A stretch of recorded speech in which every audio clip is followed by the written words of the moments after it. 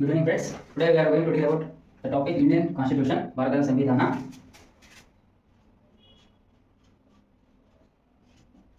ನಿಮ್ಗೆಲ್ಲರೂ ಗೊತ್ತಿದ್ದಂಗೆ ಸಂವಿಧಾನ ಶಿಲ್ಪಿ ಅಂತ ಡಾಕ್ಟರ್ ಬಾಬಾ ಸಾಹೇಬ್ ಅಂಬೇಡ್ಕರ್ ಅವರಿಗೆ ಕರಿತೀವಿ.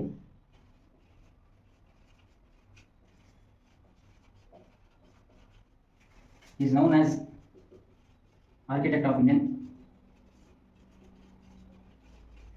Constitution.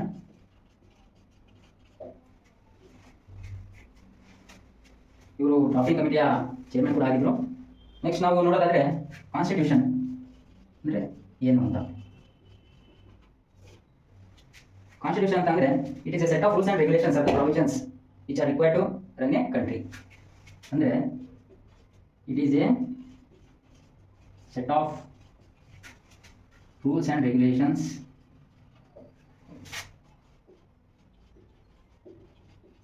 provisions for running a country, set of rules and regulations. ಇದು ನಮ್ಮ ಸಂವಿಧಾನ. ನೆಕ್ಸ್ಟ್, ಸಂವಿಧಾನದಲ್ಲಿ ನಮ್ಮ ಭಾರತದ್ದು ರಿಟನ್ ಕಾನ್ಸ್ಟಿಟ್ಯೂಷನ್, ಲಿಖಿತ ಸಂವಿಧಾನ. ಇದರಲ್ಲಿ 2 ಟೈಪ್ಸ್ ಬರುತ್ತೆ. ಇದು ನಾವು ರಿಟನ್ ಕಾನ್ಸ್ಟಿಟ್ಯೂಷನ್, ಇನ್ನೊಂದು unwritten constitution. Written constitution ಅಂತ ಏನಂದ್ರೆ here the set of rules and regulations which are systematically arranged.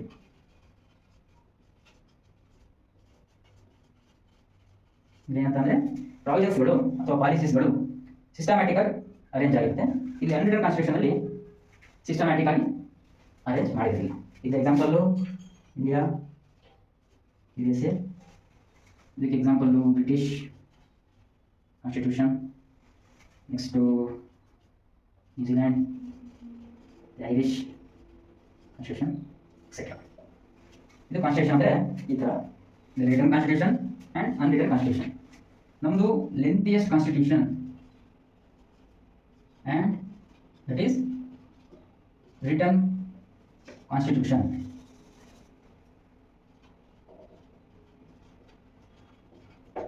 ಇದು ಮೇನ್ ಆಗಿ ಏನಂತಂದರೆ architect doctor B R Baba Saheb Ambedkar. This constitution ಅಂದರೆ ಏನು? It is set of rules and regulations provisions for running a country. ಅದರಲ್ಲಿ written constitution and unwritten constitution.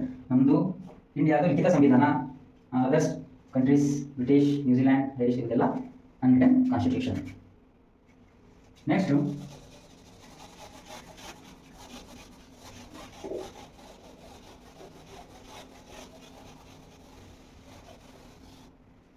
Constitution ಅಂತೂ ಇದೆ. Next ಯಾವ ಥರ ಕಾನ್ಸ್ಟಿಟ್ಯೂಷನಲಿಸಮ್ ಅಂತ ತಿಳ್ಕೊಳ್ಳೋಣ. ಕಾನ್ಸ್ಟಿಟ್ಯೂಷನಲಿಸಮ್ ಅಂದರೆ ಸಾಂವಿಧಾನಿಕತೆ.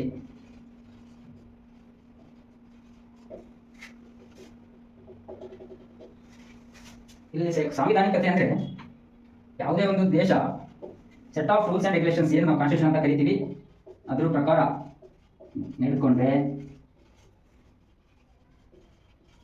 ನಾವು ಸಾಂವಿಧಾನಿಕ ರಾಷ್ಟ್ರ ಅಂತ ಕರಿತೀವಿ. It means the country which runs the country through the set of provisions or rules and regulations is called as constitutionalism. Example ನಮ್ಮದು ಇಂಡಿಯಾ. ನಾವು ರೂಲ್ಸ್ ಆ್ಯಂಡ್ ರೆಗ್ಯುಲೇಷನ್ಸ್ ಪ್ರಕಾರ ಹೇಳಿದ್ದೀವಾ? ಹೌದು, ಹಾಗಾಗಿ ಇಂಡಿಯಾ. ಇದೇ ಥರ ನೆಕ್ಸ್ಟು ಅನ್ಕಾನ್ಸ್ಟಿಟ್ಯೂಷನಲಿಸಮ್ ಅಂದರೆ ಸಂವಿಧಾನಿಕತೆ. ಇಲ್ಲಿ ಏನಂತಂದರೆ ಇಲ್ಲಿ ಯಾವುದೇ ಒಂದು ದೇಶ set of rules and regulations ಅದನ್ನು ಫಾಲೋ ಮಾಡಿಲ್ಲ ಅಂದರೆ ಇದು not follow,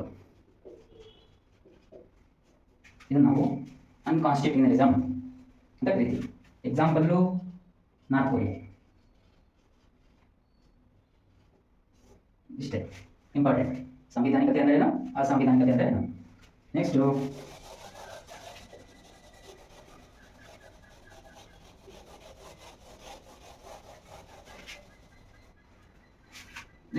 organs of constitution. There are 3 organs of constitution.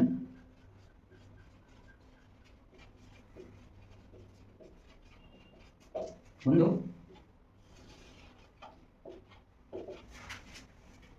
Legislation, ಇದು ಲೆಜಿಸ್ಲೇಚರ್. ಎರಡನೇದು ಎಕ್ಸಿಕ್ಯೂಟಿವ್, ಮೂರನೇದು ಜುಡಿಷಿಯರಿ.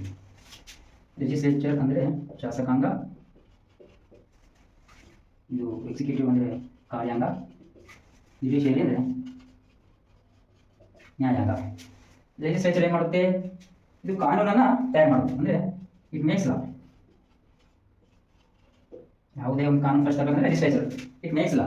ಎಕ್ಸಿಕ್ಯೂಟಿವ್ ಅಂತ ಅಂದರೆ it executes the law.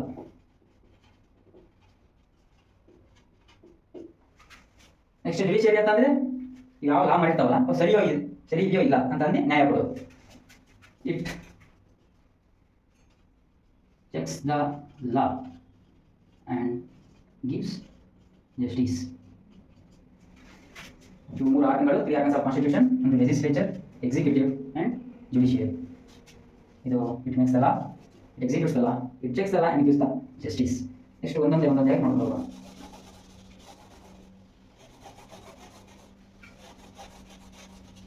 First legislature. ಲೆಜಿಸ್ಲೇಚರಲ್ಲಿ ಸೆಂಟ್ರಲ್ ಲೆಜಿಸ್ಲೇಚರ್, ಕ್ಲೀನಾಗಿ ಬರ್ಕೊಡ್ರಿ ನಾ. State legislature. ಸೆಂಟ್ರಲ್ ಲೆಜಿಸ್ಲೇಚರಲ್ಲಿ 2 ಹೌಸಸ್ ಇರುತ್ತೆ, ಸ್ಟೇಟಲ್ಲಿ 2 ಹೌಸಸ್ ಇರುತ್ತೆ. ಒಂದನ್ನ ಅಪ್ಪರ್ ಹೌಸ್, ಇನ್ನೊಂದು ಲೋಯರ್ ಹೌಸ್. ಇದು ಸೇಮ್ ಅಪ್ಪರ್ ಹೌಸ್, ಇಲ್ಲಿ ಲೋಯರ್ ಹೌಸ್. ಈ ಅಪ್ಪರ್ ಹೌಸ್ ಅಂದರೆ ಯಾವುದು? ರಾಜ್ಯಸಭಾ. ಲೋಯರ್ ಹೌಸ್ ಅಂದರೆ ಲೋಕಸಭಾ. ಇಲ್ಲಿ ಅಪ್ಪರ್ ಹೌಸ್ ಅಂದರೆ ನಮ್ಮ ಸ್ಟೇಟಲ್ಲಿ ವಿಧಾನ ಪರಿಷತ್, ಮೆಂಬರ್ ಆಫ್ ಲೆಜಿಸ್ಲೇಟಿವ್ ಕೌನ್ಸಿಲ್. ಇನ್ನು ಅಂದ್ಕೊಳ್ಳಿ ಫುಲ್ ಫಾರ್ಮು. ಅಪ್ಪರ್ ಹೌಸ್ ಅಂದರೆ ರಾಜ್ಯಸಭಾ, ಲೋಯರ್ ಹೌಸ್ ಅಂದರೆ Lok Sabha. State legislature upper house ಅಂದರೆ member of legislative council, lower house ಅಂದರೆ ಮೆಂಬರ್ ಆಫ್ ಲೆಜಿಸ್ಲೇಟಿವ್ ಅಸೆಂಬ್ಲಿ. ಅರ್ಥ ಆಯ್ತಾ ಫ್ರೆಂಡ್ಸ್? ಇದು ನಾವು ಇವಾಗ ನೋಡಿದ್ವಿ ವಿಧಾನ ಪರಿಷತ್, ಇಲ್ಲಿ ವಿಧಾನ ಸಭೆ ಸಭಾ.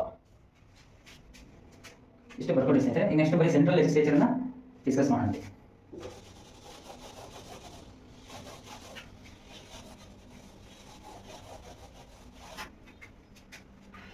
ಇದು ಸೆಂಟ್ರಲ್ ಲೆಜಿಸ್ಲೇಚರ್ ಯಾವುದು? ಅಪ್ಪರ್ ಹೌಸ್ ಅಥವಾ ಲೋಯರ್ ಹೌಸ್ ನಿಮ್ಗೆ ಗೊತ್ತಿದೆ. ಇದು ಇನ್ನೇನು ಸಫಿಷಿಯೆಂಟ್ ಅಮೌಂಟ್ ಜಾಗ ಇದೆ.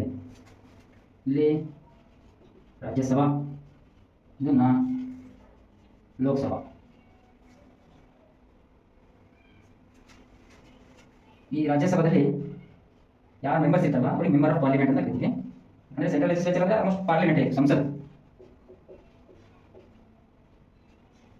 Parliament. Member of parliament. Lok Sabha ಇವರು ಮೆಂಬರ್ ಆಫ್ ಪಾರ್ಲಿಮೆಂಟ್. ಅಂದರೆ ಇವರು ಪಾರ್ಲಿಮೆಂಟ್ ಎಲ್ಲ ಇರೋದಲ್ಲ, ಹಂಗಾಗಿ ಇವರು ಪಾರ್ಲಿಮೆಂಟ್. ಇವರು ಎಷ್ಟು ಜನ ಇರ್ತಾರೆ ಅಂದರೆ 245, ಇವರು 543. ಇವರೆಲ್ಲ ಒಂದೊಂದೊಂದು ಕಾನ್ಸ್ಟಿಟ್ಯೂನ್ಸಿ ಏನಂತೀವಿ ಅಂದರೆ MPSCಗಳ ಅಂತ ಏನಂತೀವಿ, ಅಲ್ಲಿಂದ ಆಯ್ಕೆಯಾಗಿ 543 ಜನ ಇರ್ತಾರೆ. ಯಾರು? ಲೋಕಸಭಾದವರು 523, ರಾಜ್ಯಸಭಾದವರು 245. ಇದರಲ್ಲಿ 12 ಜನನ ಪ್ರೆಸಿಡೆಂಟ್ ನಾಮಿನೇಟ್ ಮಾಡ್ತಾರೆ. ಬೇರೆ ಬೇರೆ ಫೀಲ್ಡಲ್ಲಿ ನಾಮಿನೇಟ್ ಮಾಡ್ತಾರೆ. Let we discuss litre. 12 members. ಇದು ಬರ್ಕೊಳ್ಳಿ. Central legislature, Rajya Sabha, Lok Sabha, member of parliament, ಇವರು ಮೆಂಬರ್ ಆಫ್ ಪಾರ್ಲಿಮೆಂಟ್. ಟೋಟಲ್ ಎಷ್ಟು ಅಂದರೆ 245, ಇದು 543. ನೆಕ್ಸ್ಟ್ ಅದೇ ಥರ ಇವೆಲ್ಲ ಡೇಟಾ ಆಗಲ್ಲ ಬರ್ಕೊಳ್ಳಿ. ನಾನು ಸಪ್ರೇಟ್ ಜಾಗ ಏನಾದರೂ ಸಪ್ರೇಟ್ ಬಿಡ್ತೀನಿ. ನೆಕ್ಸ್ಟು ಯಾವುದಾಯಿತು? State legislature.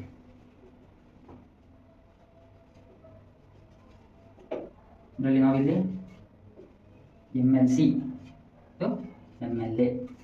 ಇವರು ವಿಧಾನ ಪರಿಷತ್, ವಿಧಾನಸಭಾ, ಇವರು ಎಷ್ಟು ಜನ ಇರ್ತಾರೆ ಅಂದರೆ ಟೋಟಲ್ 75 ಮೆಂಬರ್ಸ್ ಇರ್ತಾರೆ. ಇವರು ಟೋಟಲ್ 225 ನಮ್ಮ ಸ್ಟೇಟಲ್ಲಿ ರಾಜ್ಯ ಶಾಸಕಾಂಗ.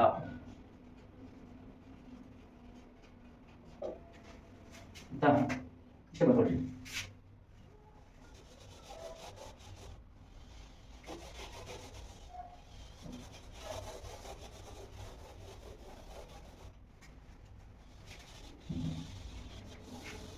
Next, B. Executives. Executive ಕಾರ್ಯಾಂಗ. ಕಾರ್ಯಾಂಗ same. There is central government, state government, the central minister. ಇದು ಸ್ಟೇಟ್ ಮಿನಿಸ್ಟರ್ಸ್ ಇರ್ತಾರೆ. ಸೆಂಟ್ರಲ್ ಮಿನಿಸ್ಟರ್ಸ್ ಅಂದರೆ ಟೋಟಲ್ ಎಷ್ಟಾಯ್ತಲ್ಲಿ? ಲೋಕಸಭಾ ಪ್ಲಸ್ ರಾಜ್ಯಸಭಾ. ಲೋಕಸಭಾ 543 ಪ್ಲಸ್ 245. ಇಲ್ಲಿ ಸ್ಟೇಟಲ್ಲಿ ಅಂದರೆ Vidhana Sabha MLC plus MLA 75 plus 225 total ಮಿನಿಸ್ಟರ್ಸ್ಗಳು. ಬರ್ಕೊಳ್ಳಿ. Executive, central government, state government, central ministers, state ministers, 543 245 MLC plus MLA. ಇದು ಕಾರ್ಯಾಂಗ.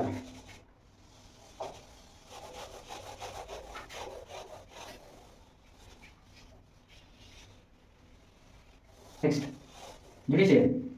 Next organ of constitution is judiciary. ನ್ಯಾಯಾಂಗ.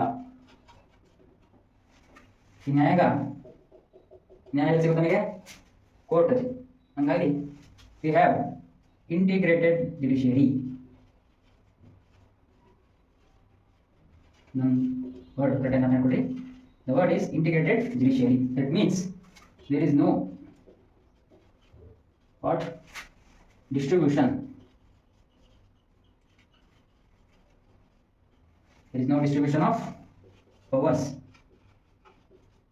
between center and states. ಇಲ್ಲಿ ನ್ಯಾಯಾಂಗದಲ್ಲಿ ಸೆಂಟರ್, ನೀವು ಇಲ್ಲೇ ಸೆಂಟರ್ ಕೋರ್ಟಲ್ಲಿ ನಿಮ್ಮ ಕೇಸು ಡೀಲ್ ಮಾಡ್ಕೊಡ್ರಿ, ಸ್ಟೇಟ್ ಅವರು ನೀವಿಲ್ಲೇ ನಿಮ್ಮ ಹೈಕೋರ್ಟ್ ಡೀಲ್ ಮಾಡ್ಕೊಡ್ರಿ ಅಂತ ಯಾವುದೇ ಸಪ್ರೇಟ್ ಪವರ್ಸ್ ಯಾರಿಗೂ ಕೊಟ್ಟಿಲ್ಲ. There is no distribution of powers between center and states. Here, integrated judiciary. ನ್ಯಾಯಾಂಗ ಅನ್ನೋದು ಯಾವುದು? Integrated judiciary. ಇಂಟಿಗ್ರೇಟೆಡ್ ಜುಡಿಷಿಯರಿ ಅಂದರೆ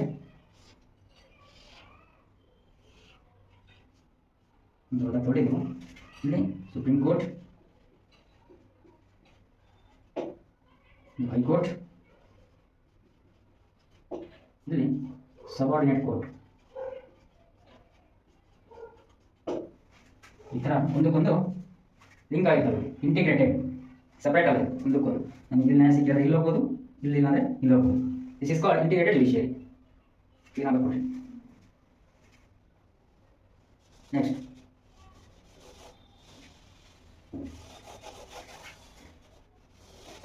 ಅದಾಗಲೇ ಒಂದು ಪಾಯಿಂಟ್ ಹೇಳೋದು ಬಿಟ್ಟೆ. That is define state. ರಾಜ್ಯ ಅಂದರೆ ಏನು? ರಾಜ್ಯ ಅಂದರೆ ಇದು ಕರ್ನಾಟಕ ರಾಜ್ಯ ಅಂತಲ್ಲ. India is a union of states. So India is a union of states. India states ಏನಿದಾವೆ ಅದು ಯೂನಿಯನ್, ನಮ್ಮ ಇಂಡಿಯಾ ಸಪ್ರೇಟ್. ಇದೇ ಸಪ್ರೇಟ್ ಸ್ಟೇಟು ಇದೇ ಥರ ಏನಿಲ್ಲ, ಇವೆಲ್ಲ ಇಂಡಿಯಾದೊಳಗೆ ಇದಾವೆ ಅಂತ ಅರ್ಥ. India is a union of states. So ಯಾವ ಫೀಚರ್ಸ್ ಇರಬೇಕು ಸ್ಟೇಟ್ ಅನ್ಸ್ಕೊಳ್ಳೋಕ್ಕೆ? ಈ ಸ್ಟೇಟ್ ಮೀನ್ಸ್ ಇಂಡಿಯಾ. ಫೀಚರ್ಸ್ ಯಾವ ಅಂದರೆ it should have definite geographical area. Definite geographical area, peoples, system of government, and ultimate power lies with the government. It is government is sovereign. Spelling very good. Yes, so sovereign. It should have definite geographical area. ಅಂದರೆ ನಿರ್ದಿಷ್ಟವಾದ ವಿಸ್ತೀರ್ಣ ಹೊಂದಿರಬೇಕು, ಜನರಿರಬೇಕು, system of government, type of ಸರ್ಕಾರ ಇರಬೇಕು. Next ultimate power lies the government. ಅಂದರೆ ಎಲ್ಲ power ಅಧಿಕಾರ ಗೌರ್ಮೆಂಟಿಗೆ ಇರುತ್ತೆ. ಗೌರ್ಮೆಂಟ್ ಈಸ್ ಸಾವರಿನ್ ಅಂದರೆ ಸಾರ್ವಭೌಮ. ಸಾರ್ವಭೌಮ ಅಲ್ಲ, ಎಸ್. ಇದು ಸ್ಟೇಟ್ ಅಂದರೆ ನೀವು ಕರ್ನಾಟಕ ಅಂತ ಅಲ್ಲ, ಇದು India is union of states. India ಅಂದರೆ ಒಂದು ಸ್ಟೇಟ್ ಇದ್ದಂಗೆ ಇಲ್ಲಿ. Okay, so this is the definition of the state. ಬರ್ಕೊಳ್ಳಿ.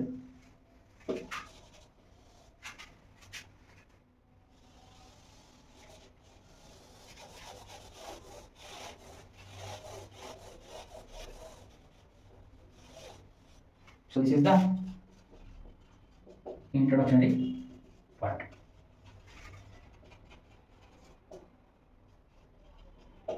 Tomorrow, democracy. Next, preamble. ಈ ಟಾಪಿಕ್ನ ಡೀಲ್ ಮಾಡೋಣ. Okay, tomorrow will be with democracy and preamble. Okay, thank you.